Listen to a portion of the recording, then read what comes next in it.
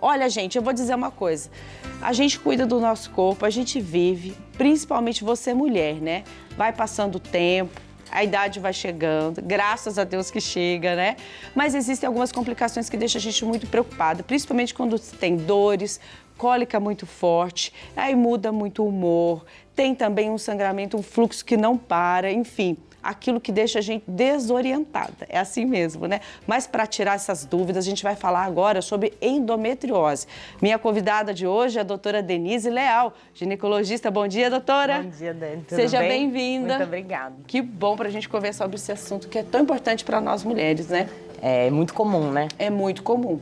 Eu queria começar, gente, primeiramente, para a gente falar sobre o que é endometriose. Eu vou pedir para a gente colocar uma imagem na tela que a doutora vai explicar agora para você que está em casa, para entender bem o que... Vem cá, doutora, vamos aqui, pertinho. Pode ficar aqui, olha, para a gente explicar. Então, assim, a endometriose é uma coisa muito simples, na verdade. É uma doença difícil até de entendimento. Tem várias teorias para explicar a endometriose. Então, a gente acha que são vários fatores que traz essa alteração. Então, na verdade, a endometriose são células de dentro do útero. Então, aqui dentro é uma cavidade do útero que chama endométrio. Então, todo mês, quando a mulher menstrua, esse endométrio ele fica cheio de sangue, né? E, na verdade, a gente menstrua e esse sangue sai pelo nosso canal vaginal. Certo. Mas o que alguma das teorias acham?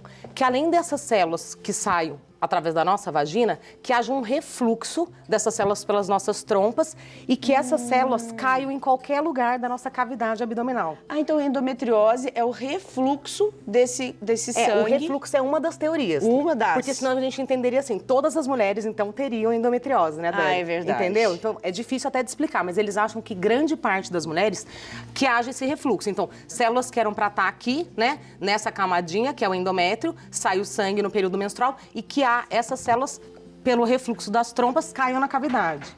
Entendeu? Entendi. Então, por exemplo, o nosso útero fica na região pélvica, bem baixa. Principal queixa é em região pélvica, né? Só que a gente já vê pesquisas que tem essas células, tipo, no pulmão, em cicatriz de cirurgia. Que seriam essas célulazinhas. Essas célulazinhas, elas não ficam só aqui, elas vão para outros... Elas vão se espalhar, entendeu? A região mais comum é embaixo, porque é perto do útero, né? Aonde ele sai. Ah, tá. Entendeu? Onde fica mais próximo. Então você fala, todo mundo que é mulher pode ter endometriose? Pode, né? Então a endometriose é uma doença das mulheres, né?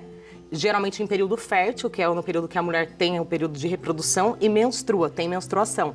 Então é difícil a gente ver uma mulher idosa com endometriose. Então a gente vai ver no período reprodutivo mesmo da mulher. Entendi. E aí, alguns dos sintomas, ou acontece da mulher também não ter sintomas? Então, algumas mulheres não têm sintomas, mas a maioria, assim, a grande parte das mulheres que a gente vai pesquisar e fazer uma busca de endometriose é relacionada à dor.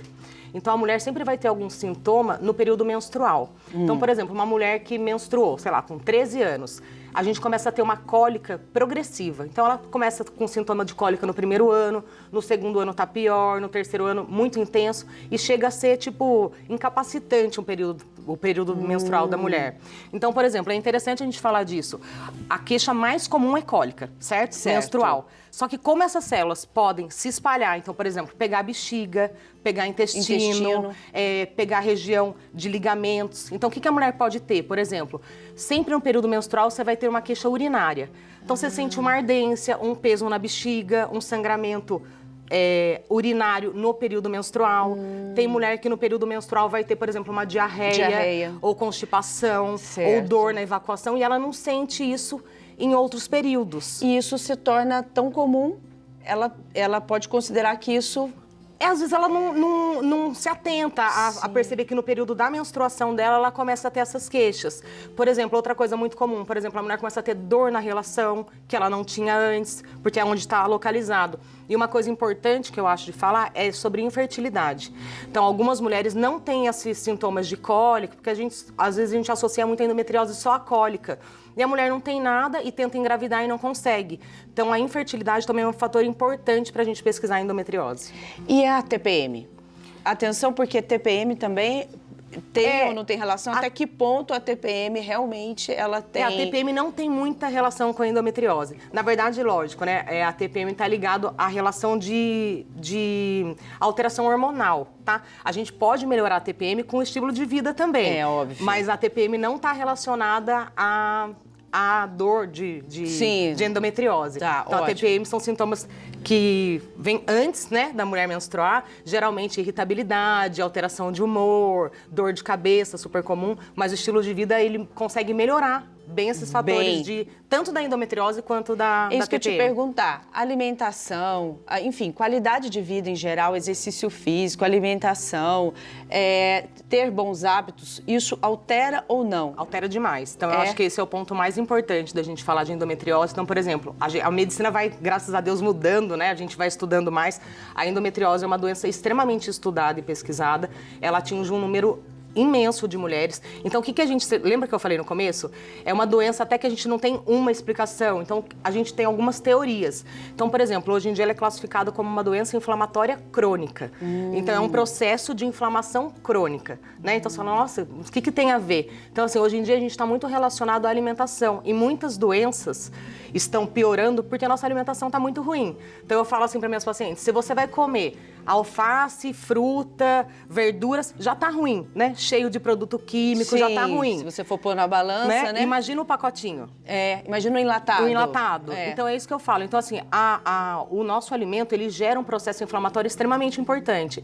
Então, você fala assim, mas o que tem a ver? Então, o nosso intestino é o órgão maior que a gente tem no corpo, certo? Sim. E o intestino, ele é capaz de liberar substâncias anti-inflamatórias ou pró-inflamatórias.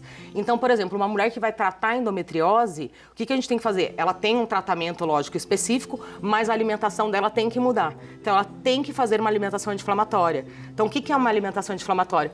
Comida de verdade, certo? Sim. Fruta, verdura, legumes, saladas. E evitar até um pouco do glúten. Isso que eu te perguntar também. O glúten, o açúcar... O glúten, açúcar e leite, né? Aí, ó. Então, assim, não é que a gente não vá comer isso, mas pessoas que têm esses problemas, eles têm que reduzir bem. Então, eu falo assim, não é que você não possa tirar, nunca mais vou comer, mas você tem que ter um corpo equilibrado. Então, por exemplo, se durante a semana inteira eu como uma alimentação super saudável, tudo bem no final de semana eu vou lá e comer um glúten com leite, que é uma porção que o meu sistema imunológico ele vai se equilibrar.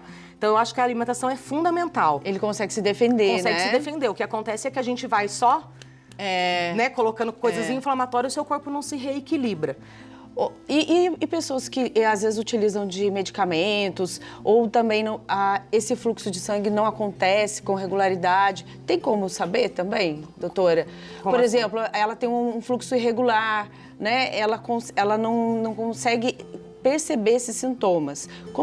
Qual é o tipo de diagnóstico para poder então, a gente saber? não faz a gente vai em busca, né, de pesquisa de endometriose, geralmente com quadro clínico. Então é isso, paciente que tem muita dor, não só dor de cólica, mas alteração na bexiga, no intestino, dores na relação, infertilidade. Hoje em dia, a gente tem um diagnóstico muito bom e preciso de endometriose. Então, os principais exames são o ultrassom. Então, o ultrassom transvaginal não é aquele ultrassom transvaginal que a gente está acostumado a fazer anual de rotina. Tá. Ele não vai conseguir avaliar a endometriose, só se você tiver um foco muito grande, tá? Se não, é um ultrassom mais apropriado. Ele faz uma limpeza intestinal mesmo, para poder fazer, é um preparo, né, que a gente fala intestinal, e é um ultrassom voltado para a pesquisa de endometriose. Então, tem que ser um profissional capacitado, então não é todo mundo que faça um ultrassom transvaginal de boa qualidade para a pesquisa de endometriose. Ou outro exame de imagem que dá para ver é ressonância. Então, só a partir desses exames que você vai conseguir... Porque tem muita paciente que chega e fala, será que você tem? Você tem pesquisa? Sim, eu fiz ultrassom. Mas esse ultrassom de rotina que a gente está acostumado, você não vai conseguir avaliar. E você sabe, né, doutora, nós mulheres, nós falamos muito, ainda mais quando a gente partilha histórias e tal, e há uma confusão da endometriose com o mioma, né, e com outras doenças da região. Qual a diferença? Eu queria que você mostrasse. Na verdade, a mulher, né, ela tem essas doenças de mioma, tudo está relacionado a um hormônio chamado estrogênio, que os homens também têm, só que numa quantidade muito pequenininha, né? Então, por isso que a gente é diferente. É o estrogênio que deixa a gente ser mulher mesmo, né? Essa oscilação de humor, sangramento, é isso que ele faz com a gente. Então, são todos hormônios dependentes. Então, tudo você pode melhorar com esse processo anti-inflamatório que a gente falou, tá? Nenhuma dessas doenças mioma, o mioma ele pode dar em qualquer parede do útero. Então, por exemplo, eu sempre falo que o útero parece uma perinha, certo? Certo. O mioma é um nódulo, 99% das vezes benignos, ele pode estar para fora do útero, no meio da cavidade ou aqui dentro, tá? Então, às vezes, o mioma que está no meio da cavidade é um mioma que tem ele tem uma característica da mulher aumentar muito o fluxo, sangramento. Quando ele tá aqui no meinho, que é igual essas células que saem, a mulher tem que tomar cuidado, porque às vezes é um problema para ela engravidar, porque fica uma obstrução aqui, né? Então, quando a mulher engravida, é que a gente olha aqui e não conhece muito o nosso corpo. O nosso útero, aqui dentro do endométrio, é a cavidade onde o feto fica aqui dentro. Então, eu tô grávida, ele vai estar implantado aqui dentro. Então, se você tem um mioma aqui dentro, pode ter um problema no início da sua gestação. E quando eles estão para fora, que eles não dão tantas alterações. Nossa, e é tão bonito, né, doutora? A gente precisa se aproximar mais disso, porque aqui é o centro da vida, gente. Isso Pensa é mesmo. bem. E a endometriose também, isso. que eu falei que a gente pode estar em qualquer lugar, um dos locais também super importantes são nos ovários, que a gente chama de endometrioma. Ah, sim. E daí isso pode ter muita relação com a infertilidade. Eu acho que essa é uma dúvida de uma telespectadora que mandou pra gente. Ontem eu coloquei no meu Instagram algumas mensagens, principalmente colocando, né, uma caixinha de pergunta. Que é bom, né? Que é bom, justamente para você deixar sua pergunta. Eu acho que é exatamente essa. Qual é a diferença entre endometriose e adenomiose? Então, a adenomiose, ela já é quase uma formação desses miomas. Então, são alterações de textura mesmo, né? Desse comportamento, dessas células da própria parede uterina. Tá. Então, por exemplo, às vezes você tem uma alteração textural que a gente fala, mas ela não chega a formar um nódulo.